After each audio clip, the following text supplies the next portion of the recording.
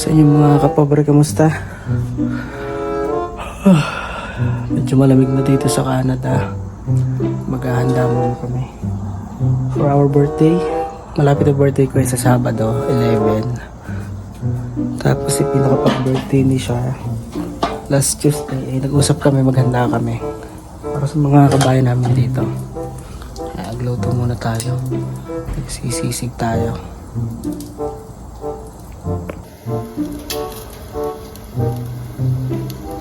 Ayan, sisig.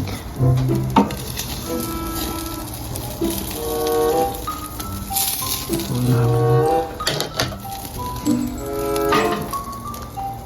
Tatarin ko na lang siya mamaya. Tapos meron din kaming pork belly. Nakasalang na siya. Mga 5 hours yan. Sasalang pa namin ni Jomar. Tapos may magbabarbecue din kami. Ayan. Lumpiang Shanghai.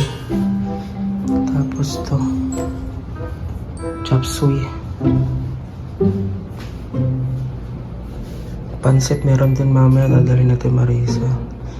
Tapos to, ewan ko anong gagawin namin dito. So yun yung plano. Tapos may dessert din.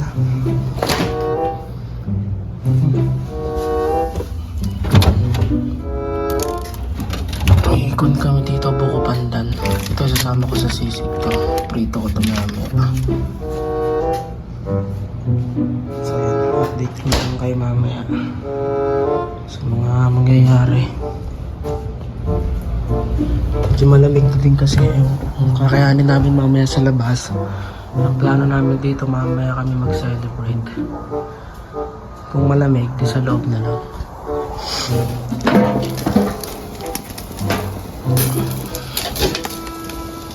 Sarap yung sisig.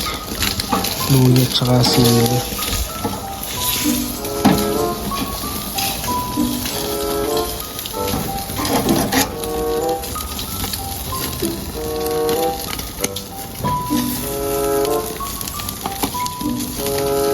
Ito ihawan dito.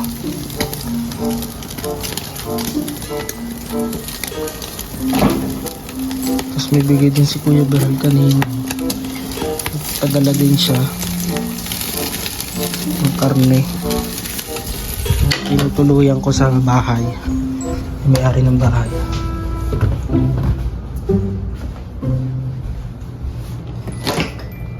Bigay niya to. Dalawa siya.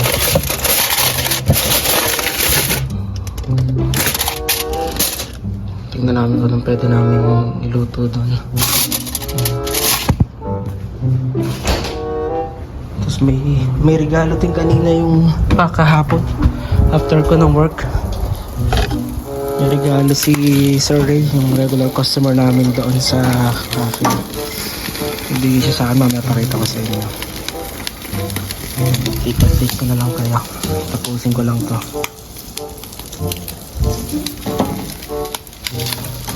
Sa Pinas sa Sabado din ang birthday ko. Sabi ko sa misis ko maghanda rin siya. Padala din ako. Kasi nandun siya sa amin sa nanay. Hihintay din kasi siya ng update sa application namin sa kanya dito tsaka sa anak ko. Para makasama ko na dito kahit hindi pa sila PR. Ayun, prayer ko sana makakuha ko na rin sila. 2 years ko na rin sila nakikita eh.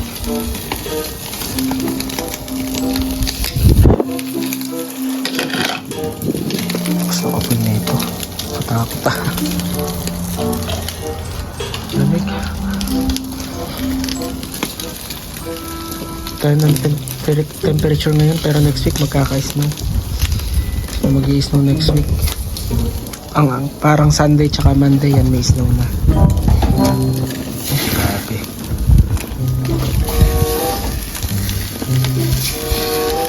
Covered na. Parang late pa nga yung kwan dito. Yung winter. Si last year, ganitong buwan nag-i-snow na eh. Busy pa kami last week. May pumpkin fair. So, pumpkin capital kasi itong Smoky Lake. Pag October 3, yan. Busy dito. Maraming events.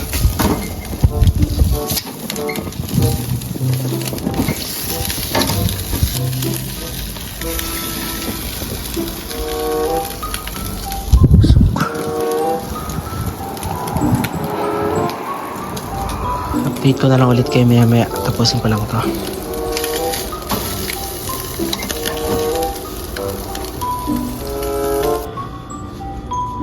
Ibigay palang alak si Boss Ali. Ito regalo niya. Thank you, Boss Ali. Laki namin ito mamaya.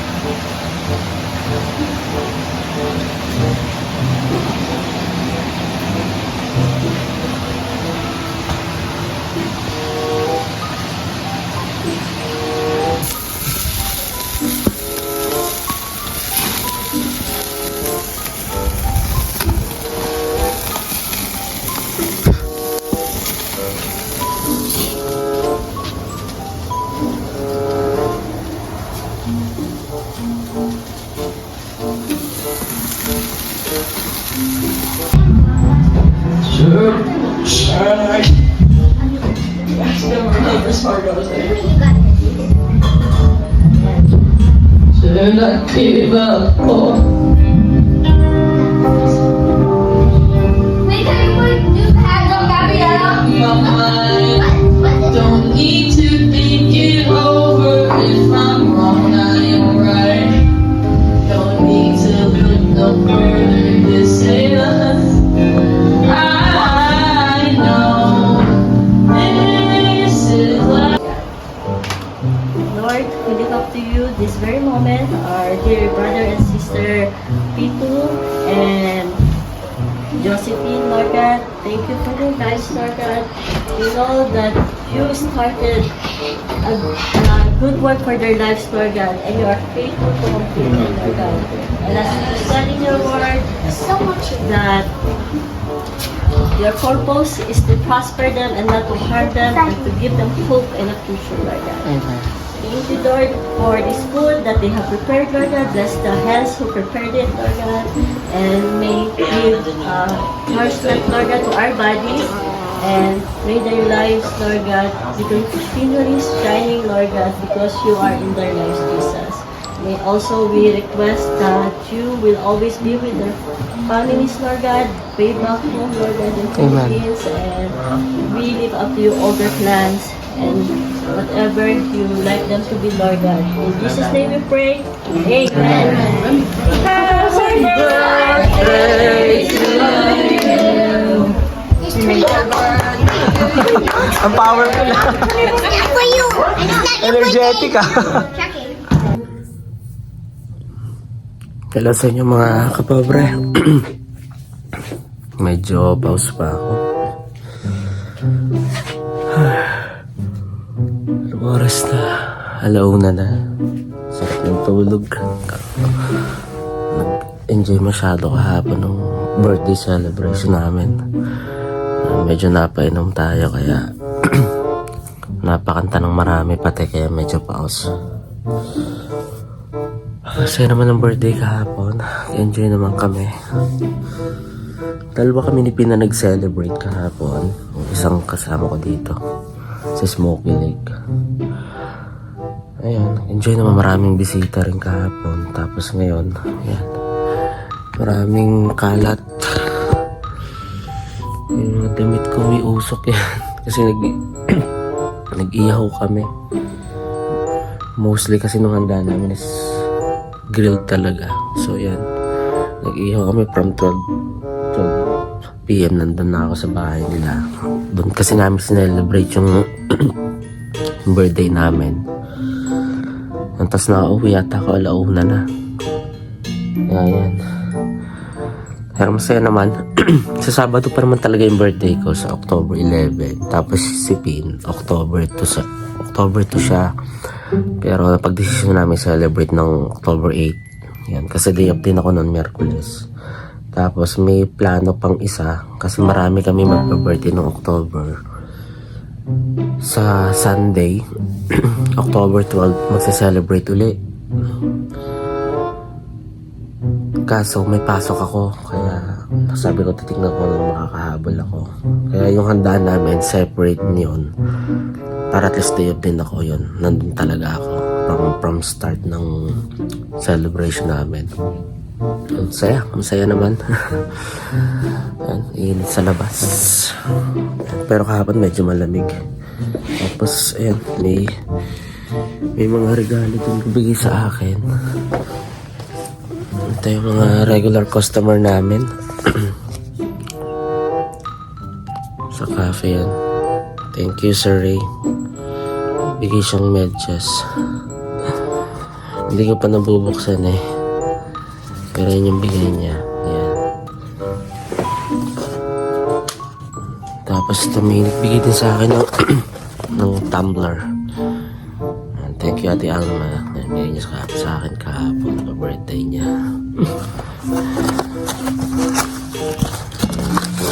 Late na rin kasi kami halos nag-invite sa mga Filipino community kasi konti lang din naman talaga handa. Pero thank God napagkasya naman nagpunta sila. Ayan, yung mga gamit ko to, okay na okay to sa trabaho. So yun, maglalaba muna ako. Last day up ko ngayon, Thursday. Tapos sa Saturday magde-day up uli ako kasi nung last week kinover ko yung shift ng isa kong co-work. Tapos ngayon, payback time, magbabayad siya sa akin. So sa Sabado day up uli ako. So bukas lang ako papasok sa Friday. Tapos Saturday day up uli ako. Yeah. So may enjoy ko naman yung medyo mabahaba akong day off. So, yun lang muna ang aking update sa inyo mga kapobre. Pause ako. Sarap magkantahan kagabi. So, yun lang. Yan, thank you for subscribing to my channel and always watching to my vlog. And kung nagustuhan niyo itong vlog na to, please do subscribe. And like na rin and comment na rin kayo. So, yun lang muna. Salamat sa inyo, see you uli sa next vlog ko mga kapobre. Bye bye.